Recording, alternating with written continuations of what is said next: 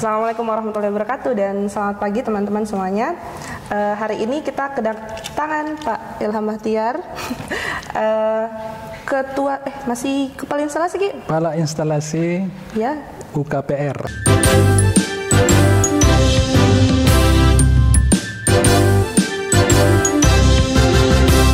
Iya, jadi Pak Ilham hari ini biasa program barunya BPFK Makassar ngopi pagi meskipun lagi nggak ada kopinya. Iya, nggak ada kopinya nih. Ya, kita ngobrol pintar saja. Iya, okay. Ceritanya ini kemarin saya dapat informasi kalau kita menerima sebagai tuan rumah untuk acara interkomparasi. Nah, tapi sebelum kita mungkin bahas-bahas tentang maksudnya lebih dalam lagi tentang acara kemarin, mungkin bisa dibantu jelaskan dulu itu supaya siapa tahu penonton bertanya-tanya apa ini interkomparasi, dibantu coba jelaskan Pak Ilham. Oh iya, terima kasih. Jadi kita itu di BPAFK Makassar memiliki 2 laboratorium secara garis besar ya. Oh iya. Jadi ada laboratorium kalibrasi dan laboratorium pengujian. Iya, betul. Nah, di dalam menjalankan kedua laboratorium ini kita memiliki pedoman atau standar internasional. Iya, betul. Nah, dalam hal ini kita menggunakan standar internasional ISO EIC 17025 tahun 2017. Oh iya. Ya. Itu sudah terakreditasi lab kita di. Ya, alhamdulillah. Itu. Jadi lab kami di sini lab kalibrasi dan lab pengujian itu sudah terakreditasi oleh KAN. Kemudian di dalam ISO tadi di mana sudah diadopsi oleh secara nasional di dalam SNI ISO EIC 17025 tahun 2017. Jadi sudah diadopsi oleh secara nasional. Oh iya. Nah, di dalamnya di situ disebutkan kalau kan banyak klausul di dalam situ kan? Iya, di dalam ISO tadi ada klausul. Nah, salah satu klausul di dalamnya situ bahwa setiap laboratorium itu berpartisipasi dalam kegiatan uji profisiensi atau uji banding atau kita kenal istilah tadi interkomparasi. Ya itu. Jadi sama, jadi interkomparasi, uji banding sama uji profisiensi. Ya nanti ada bedanya. Nah itu. Jadi kalau uji banding itu bagian dari uji profisiensi atau jadi kalau kita bilang interkomparasi berarti uji banding ya. Iya. Ya, sama. Tapi interkomparasi atau uji banding ini bagian dari uji profisiensi. Ya. Nah, inilah kemarin kita sebagai tuan rumah penyelenggara pertemuan interkomparasi atau uji profisiensi. Begitu. Berarti ini ada sesuatu yang diuji sehingga kita membuat semacam pertemuan interkomparasi begitu. Iya, betul. Iya. Jadi kami itu ada 2 lab berpartisipasi dalam kegiatan ini, yaitu laboratorium dosimetri eksternal dan laboratorium kalibrasi alat ukur radiasi. Oh iya. Nah, jadi kita berpartisipasi di 2 kegiatan ini, 2 lab ini. Iya. Nah, bisa saya contohkan? Iya, boleh. Kalau laboratorium dosimetri eksternal contohnya seperti ini. Jadi alat yang di interkomparasi namanya TLD. Oh iya, saya TLD. Lumayan familiar sama TLD. Jadi TLD ini fungsinya untuk mengetahui seberapa besar dosis radiasi yang diterima oleh personil. Personil ini yang dimaksud? Pekerja radiasi. Pekerja radiasi yang bekerja di ruang radiologi misalnya. Berarti itu semua petugas atau pekerja di radiologi ada ada TLD-nya dia pegang masing-masing atau bagaimana? Betul, wajib. Oh, wajib. Jadi setiap personil yang berada di medan radiasi atau bekerja di medan radiasi itu wajib memiliki TLD, thermoluminescence dosimeter. Oh iya. Nah ini. Jadi fungsinya untuk mencatat seberapa besar dosis radiasi yang dia terima. Sama personilnya. Ya, misalnya Mbak Muti sebagai pekerja radiasi. Iya, saya adalah pekerja radiasi. Nah, jadi sebelum bekerja harus disiapkan dulu ini. Oh, berarti saya sebelum beraktivitas pekerjaanku sebagai petugas radiologi, saya harus menggunakan ini TLD ini untuk menghitung dosis radiasi yang kita terima. Jadi gitu, sama dengan APD, alat pelindung diri. Ya, ini. Jadi dia bagian dari APD, alat pelindung diri. Nah, ini untuk lab dosimetri eksternal. Nah, kemudian kedua namanya laboratorium kalibrasi alat ukur radiasi. Nah, itu kami di sini alat yang digunakan adalah pen dosimeter. Oh iya, bisa dikasih lihat mungkin. Ya, pen dosimeter seperti ini. Jadi fungsinya sama tadi. Iya. Jadi kalau ini personal, ini juga personal atau pekerja radiasi. Bedanya kalau ini alat ukur pasif. Ya, alat ukur pasif. Kalau ini alat ukur aktif.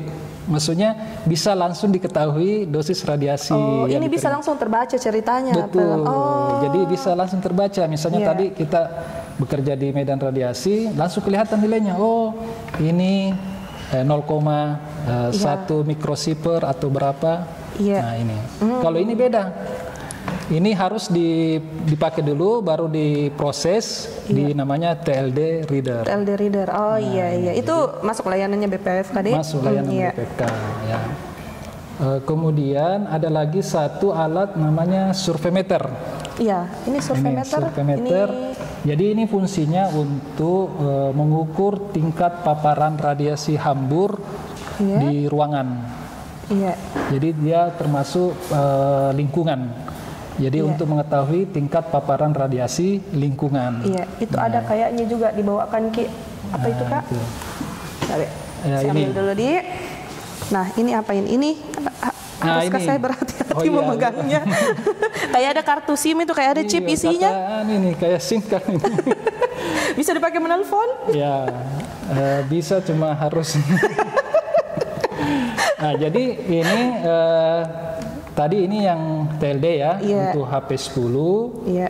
Nah, kalau ini TLD namanya TLD lensa mata.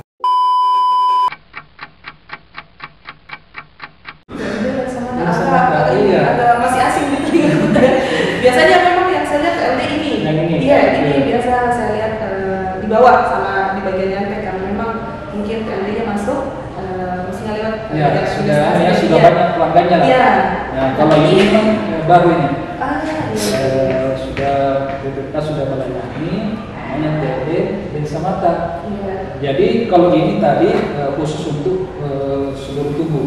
Untuk mengetahui dosis radiasi. Nah, kalau ini TLD lensa mata untuk mengetahui dosis yang diterima oleh jaringan mata. Oh, begitu. Ya, jadi untuk khusus untuk mata. Yang pertama yang sudah berkacamata itu.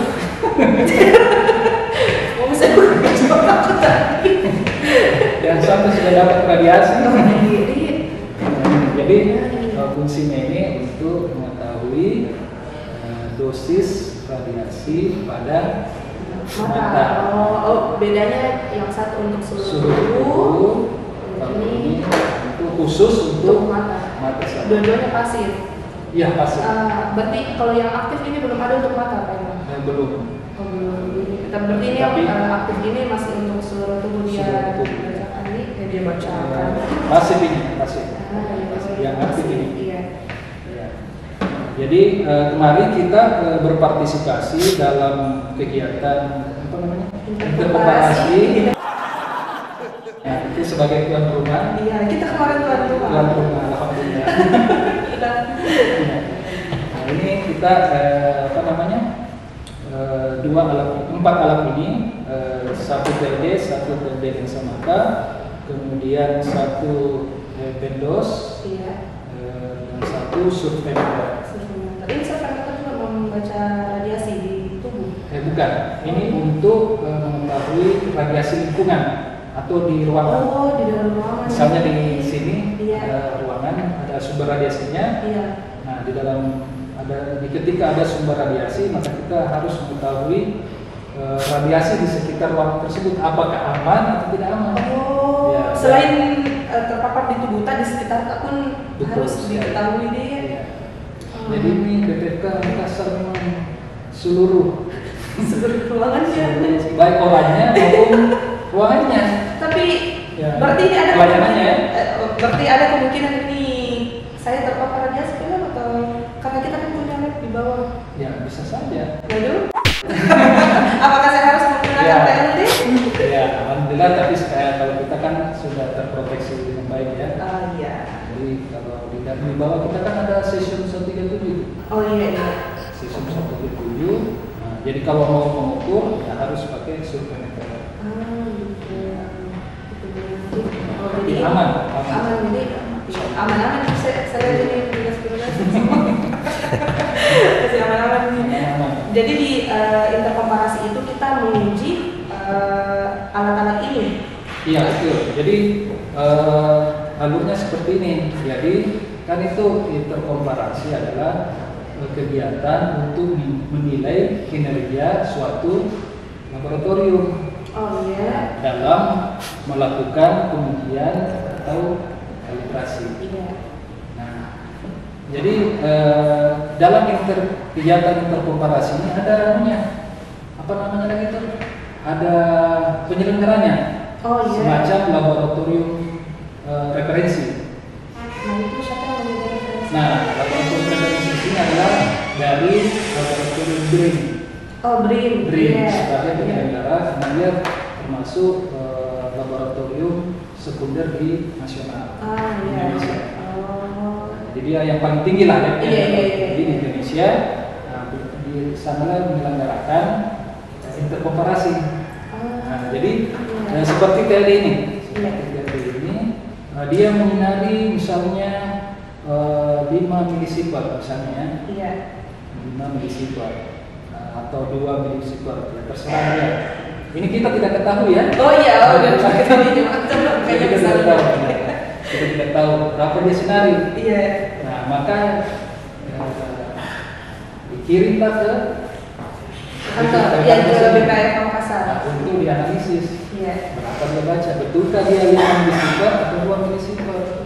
Iya. Oh itu 2 atau 5 milisievert bisa terbaca di reaktif ini? Tidak, di TLD reader nanti. Oh, di TLD reader dia keluarnya di. Jadi sama ini juga TLD semata. Jadi disitulah nanti interkomparasinya. Lab A, lab B, lab C, berapa dia baca. Hasil yang sudah ditetapkan oleh referensi tadi itu. Iya. Alhamdulillah kemarin hasilnya kita itu ya apa namanya? Masih kategori memuaskan. Atau inlier lah. Memuaskan ini memuaskan hasil interkomparasi. Tapi ini kan maksudnya memang ada yang bukan ada yang saya bertanyakan ini di kepala tuh. Ini kan kita interkomparasi berarti menguji hasil menguji nilai-nilai antar lab di semua BPAFK gitu, atau semua lab-lab yang ada di seluruh Indonesia. Tapi kan kita semuanya kalau BPAFK itu sudah sering nih.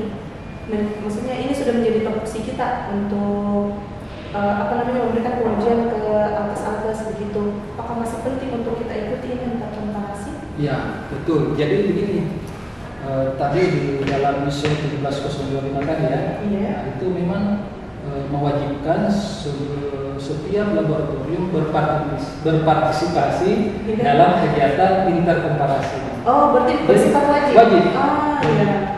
Meskipun kita sudah maksudnya jam terbang seperti ya, dari hasilnya misalnya sudah memuaskan, itu tetap harus dilakukan interkomparasi. Oh, maksudnya harus Iya. Jadi apa namanya?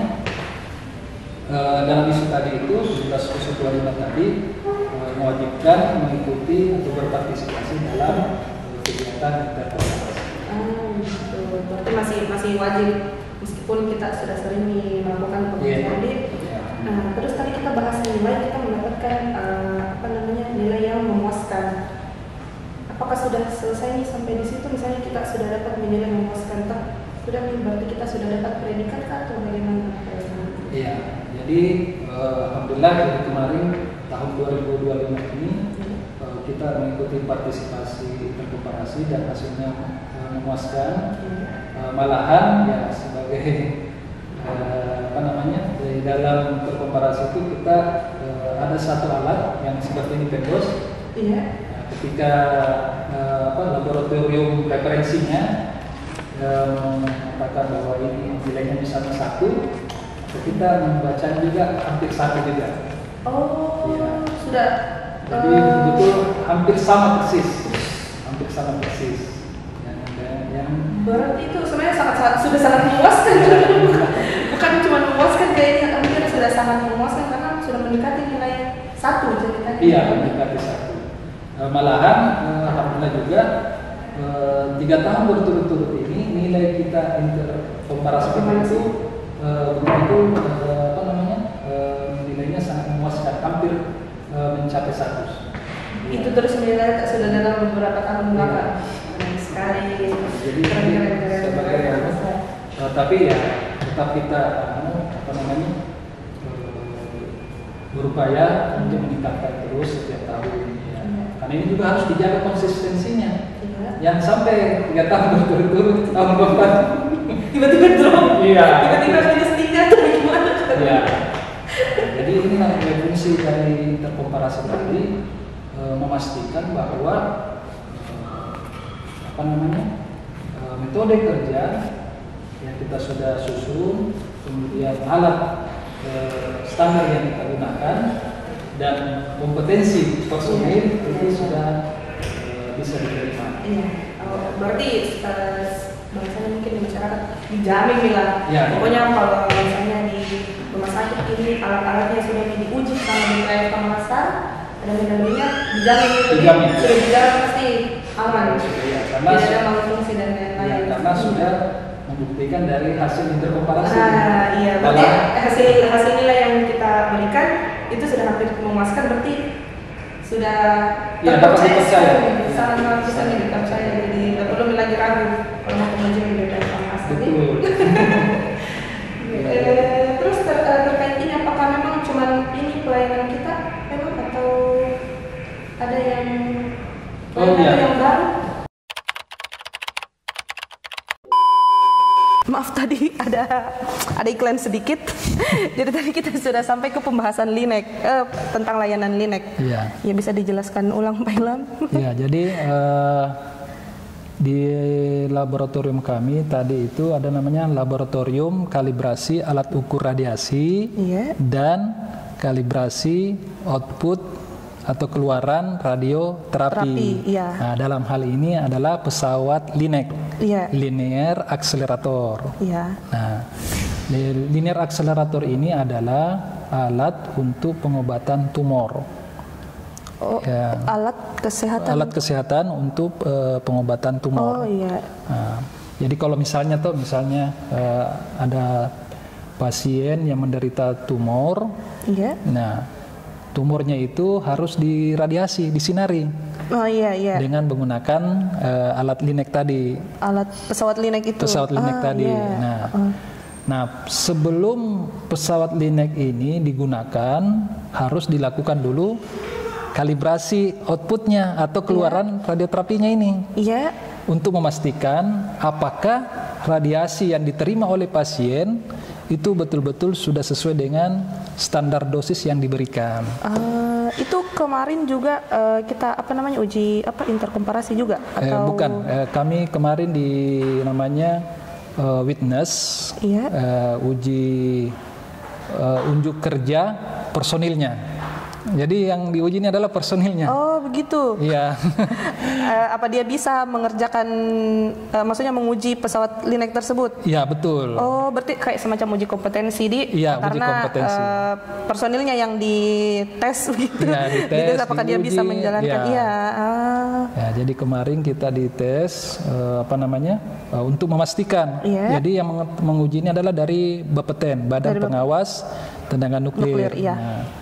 Kita diuji apakah personelnya ini betul-betul berkompeten atau mampu melakukan kalibrasi keluaran radioterapi. Oh, begitu. Berarti kita sudah aman? Ya, alhamdulillah kemarin kita sudah diuji dan hasilnya sudah dinyatakan lulus. Alhamdulillah. Iya, dinyatakan lulus. Tinggal menunggu sertifikat penunjukan dari Bapeten. Oh, gitu. Berarti apakah harus menunggu dulu surat dari Bapeten keluar baru kita bisa melayani atau bagaimana Pak Ilham? Kita sudah bisa pengujian pesawat Linek ini? Iya, jadi harus menunggu dulu dari Bapeten. Kalau sudah keluar baru bisa resmi kita melakukan pelayanan. Sudah ada bocoran tanggalnya kapan kita bisa melayani kah atau belum, masih kita menerka-nerka? Mudah-mudahan nanti di awal-awal November. Ya mungkin 2 pekan lah dari sekarang, mudah-mudahan sudah bisa terbit sertifikat. Intinya masih sudah dalam proses. Dalam proses. Nanti kita update kalau sudah keluar ya. Kita sudah membuka pelayanan pengujian pesawat Linek. Iya, betul. Nanti akan dilakukan oleh Pak Ilham. Kami bertiga. Oh, nanti. Bertiga. Berarti ada 3 personil yang 3 personil yang terlibat di situ. Yang lulus uji kompetensinya. Kompetensinya itu 3 orang. Ya, jadi tapi ini karena kita baru mendapatkan penunjukan, maka semua laporan itu harus juga dievaluasi oleh Bapeten. Oh, memang agak-agak ketat ini untuk pengujian karena memang langsung terlibat ke tubuh manusia, banyak radiasi dan lain-lain. Memang pengawasannya agak ketat. Iya. Karena itu tadi radioterapi kan energi tinggi kan? Iya. Radiasi tinggi, jadi harus memang betul-betul hasil kalibrasinya itu betul-betul akurat, andal dan dapat dipercaya. Nah, jadi Bapeten juga dalam hal ini terus memantau. Iya. Nah, jadi walaupun kita sudah mendapatkan penunjukan, Bapeten juga memantau kita punya unjuk kinerja, jangan sampai dalam hal kegiatan kalibrasi itu ada yang luput atau sehingga ada nilai yang dikeluarkan nanti itu bias. Gitu. Karena ini betul-betul harus akurat, tidak boleh harus melenceng. Pokoknya akurat. Kalau 0 gitu. 0. Siap. Oke, terima kasih banyak Pak Ilham untuk kesempatannya bisa menyempatkan untuk ngopi pagi tanpa kopi. Iya, ini tidak ada kopinya nih.